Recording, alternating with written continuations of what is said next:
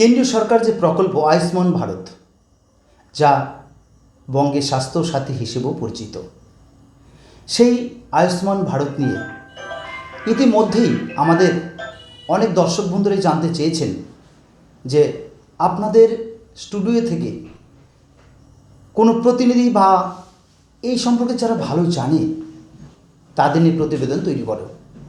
আজ আমরা আমাদের স্টুডিওতে পেয়েছি সদর পঞ্চায়েত সমিতির বিরোধী দলনেতা তথা একজন ভারতীয় জনতা পার্টির কর্মী শান্তরঞ্জন চক্রবর্তী। নমস্কার শান্তবাবু। নমস্কার। এর আগেও আপনি আমাদের স্টুডিওতে এসেছেন, অনেক বিষয়ে আমাদের দর্শকদের অনেক প্রতিবেদন দিয়েছেন। তবে আজ আপনার কাছে আমরা জানতে চাইব আয়ুষ্মান ভারত যে প্রকল্প, যেটা বঙ্গে স্বাস্থ্য সাথী হিসেবে এতদিন পরিচিত ছিল, খুব শীঘ্রই হয়তো সেটা আয়ুষ্মান ভারতের সাথে অন্তর্ভুক্ত হচ্ছে। বঙ্গের যারা মানুষ তারা সেই পরিষেবাটা পাবেন। বলছি, এই আয়ুষ্মান ভারত প্রকল্পে কারা কারা মূলত অন্তর্ভুক্ত হতে পারেন বা কারা এই পরিষেবা পাবেন? শুনুন, আয়ুষ্মান ভারত মানে আগে স্বাস্থ্যসাথীতে কোনো জায়গায় কোনো মানে বড় বড় হাসপাতালে, তথাকথিত দক্ষিণ ভারতে মানে অ্যাপেলোতে, আপনি সেন্ট জোন্স বলেন, আপনি বলেন ভেলোর, বিভিন্ন জায়গায় এই স্বাস্থ্যসাথী কার্ডের কোনো গ্যারান্টি বা অ্যালটমেন্ট ছিল না।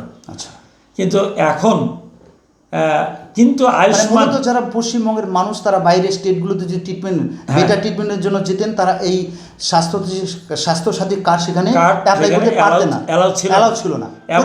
এমনকি পশ্চিমবঙ্গ সরকারের যে স্বাস্থ্যসাথী কার্ডটা ছিল, সেই স্বাস্থ্যসাথী কার্ড পশ্চিমবঙ্গেই বিভিন্ন রকম নার্সিংহোমগুলোতে অ্যালাউ ছিল না। আচ্ছা, হ্যাঁ, তারা নিত না। তারা বলতো এখান থেকে টাকা পাওয়া যায় না। আর টাকাও যদি পাওয়া যেত, যৎ সামান্য টাকা, মানে সর্বোপরি 10,000 12,000 টাকা তারা হেল্প পেত। যদিও তারা বলে থাকতো 1 লাখ টাকা পর্যন্ত আমরা সাবসিডি দিয়ে থাকি। কিন্তু আয়ুষ্মান ভারত অন্য একটা যোজনা।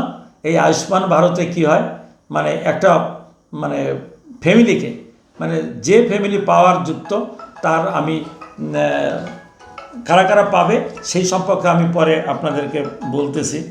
হ্যাঁ, আপাতত আমি বলছি যে এই যে আয়ুষ্মানটা, এটা যদি চালু হয়, যারা যারা পাবে তারা সমগ্র ভারতবর্ষের বিভিন্ন জায়গায় তারা মানে চিকিৎসা করতে পারবে।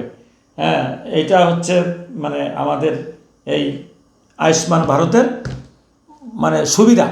আচ্ছা, তা এইবার বলছি এই আয়ুষ্মান ভারতটা কারা কারা কিভাবে পেতে পারে। আচ্ছা স্যার, আমাদের দর্শকরা জানতে চেয়েছে আয়ুষ্মান ভারত কিভাবে তারা পাবেন, বাবা কি কি ডকুমেন্টস তাদের শো করতে হবে।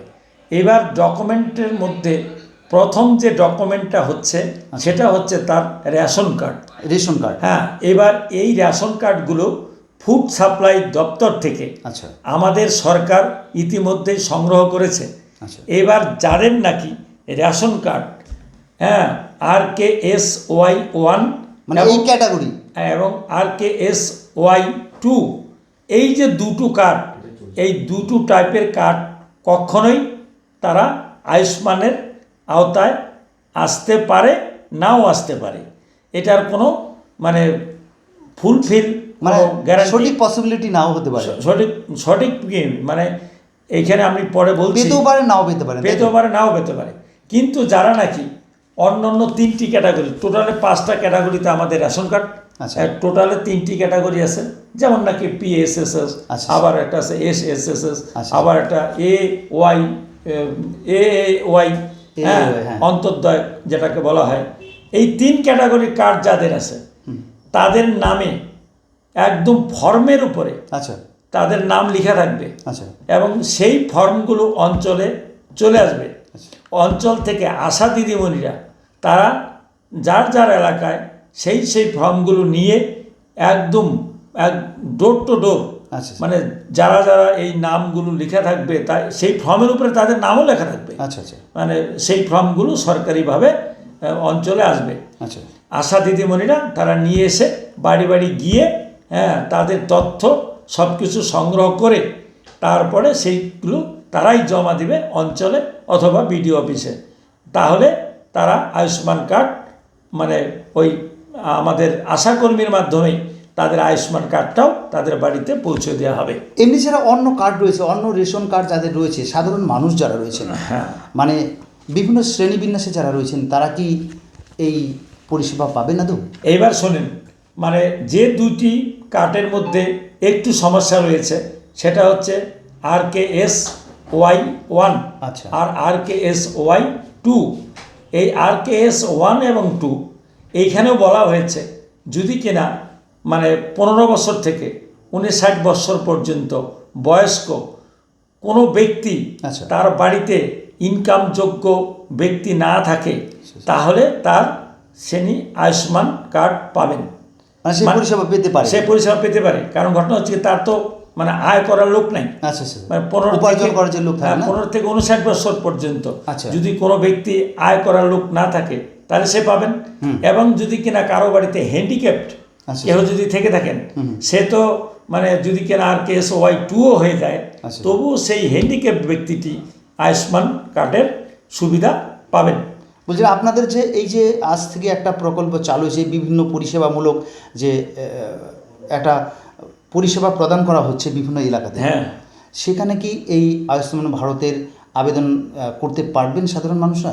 হ্যাঁ, এবার দেখেন শুনুন, এবার ব্যাপারটা হচ্ছে যারা নাকি এই যে PSS, তারপরে SPSS, তারপরে AAY এই সব কার্ডগুলো আছে, তারা তো আপনারা আগেই শুনলেন যে তাদের বাড়িতে গিয়ে মানে আমাদের ওই আশাকর্মীরা তারা তাদের ফর্ম ফিল আপ করে তাদের হাতে আয়ুষ্মান কার্ড তাদের হাত দিয়েই তারা পেয়ে যাবে, তাদের কোনো প্রবলেমই নেই।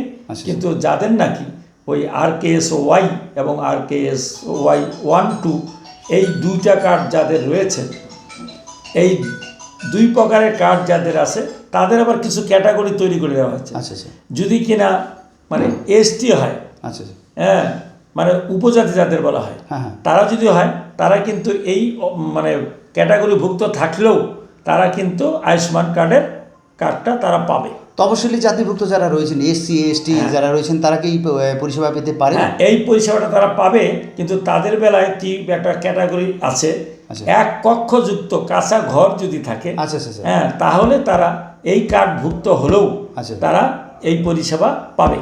আচ্ছা আচ্ছা, আবার যদি কিনা দেখা যায় যে ওই যে আমি বললাম প্রথম থেকে আপনাকে যে 15 বছর থেকে 59 বছর পর্যন্ত যদি কিনা তার ইয়েতে বাড়িতে কেউ যদি কর্মক্ষম ব্যক্তি না থাকে, তাহলে সেও মানে উপার্জনকারী যে না থাকে তাহলে সেও পাবে।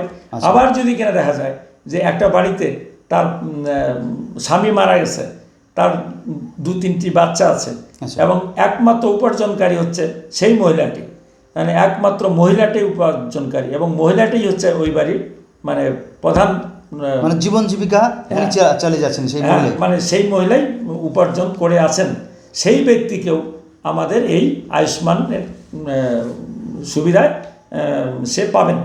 হ্যাঁ, এবার পরিষেবা পেতে পারেন, সেও পরিষেবা পাবেন। আর সর্বশেষ যে কথাটা আমি বলবো যে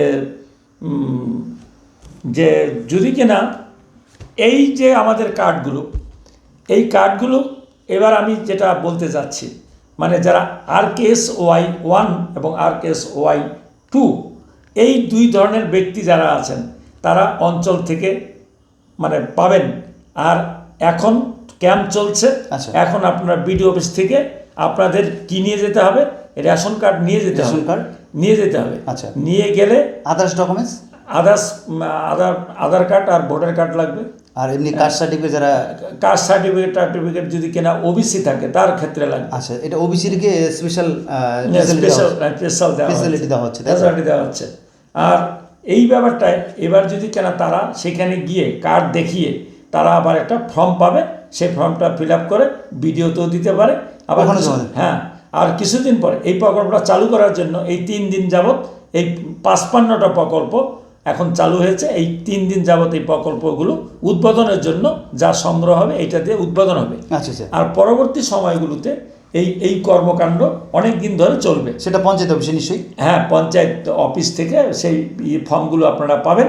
RKS-Y1-2 এরা তখন তারা ফর্ম ফিল আপ করে যখন জমা দেবে তখন সেখান থেকে ইনকোয়ারি হবে আচ্ছা। আপনার বাড়িতে। আচ্ছা। ইনকোয়ারি করে যদি দেখা যায় যে আপনি 8 লক্ষ টাকার নিচে মান্থলি কামাই করছেন, আচ্ছা। তাহলে আপনি আয়ুষ্মান কার্ডের পাবেন।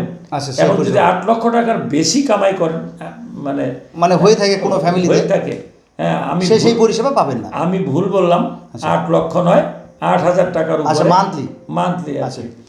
8,000 টাকা। হ্যাঁ, যদি কিনা এইরকম তারা আয় করতে থাকে, তার উপরে 8,000 টাকা পর্যন্ত ঠিকই আছে, কিন্তু 10,000 টাকাও ঠিক আছে মানে বলছে। 8,000-এর উপরে গেলে সেই পরিষেবা আর পাবে না। সে তখন মান্থলি যদি তার ইনকাম ওরকম থাকে, তাহলে সে সেই পরিষেবা, আর যদি সে RKSY 1-2 হয়ে থাকে, আচ্ছা। হ্যাঁ, এবং তার যদি পাকা বাড়ি থাকে, 4টা ঘর যদি থাকে, মানে এই সমস্ত ক্রাইটেরিয়াগুলো যদি থাকে, তাহলে সে সেই সুবিধার থেকে বঞ্চিত হবে। আচ্ছা।